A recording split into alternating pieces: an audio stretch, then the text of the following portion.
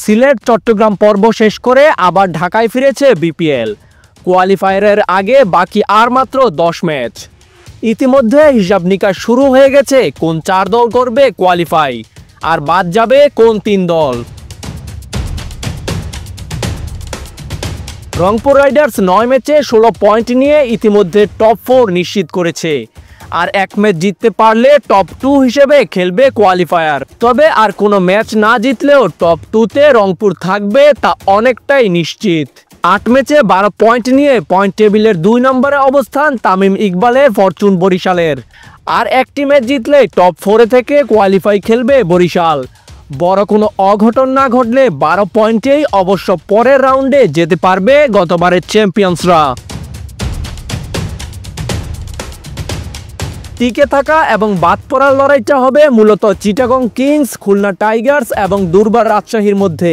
এখান থেকে উঠবে 2 দল এবং বাদ পড়বে যে কোনো একটি দল। 3 দলের মধ্যে সবচেয়ে সুবিধাজনক অবস্থান চিটাগং কিংসের। 9 ম্যাচে তাদের পয়েন্ট 10, রান রেটও বাকি 2 দলের চাইতে অনেক বেশি। তবে রংপুর ও বরিশালের বিপক্ষে ম্যাচ থাকায় কঠিন পরীক্ষায় পড়তে হবে কিংসকে। এদিকে খুলনা টাইগার্সের কোয়ালিফাই নিশ্চিত করতে দরকার 4 পয়েন্ট। হাতে ম্যাচ রয়েছে 3টি, প্রতিপক্ষ রংপুর, বরিশাল এবং ঢাকা। ওদিকে খুলনা এবং চট্টগ্রামের চাইতে অনেকটা পিছিয়ে আছে দুর্বার রাজশাহী।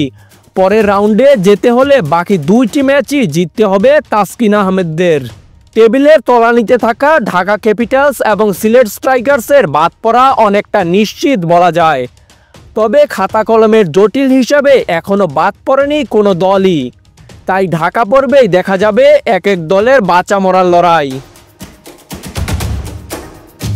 তাজিম আশরাফ, বিডি আর্কাইভ।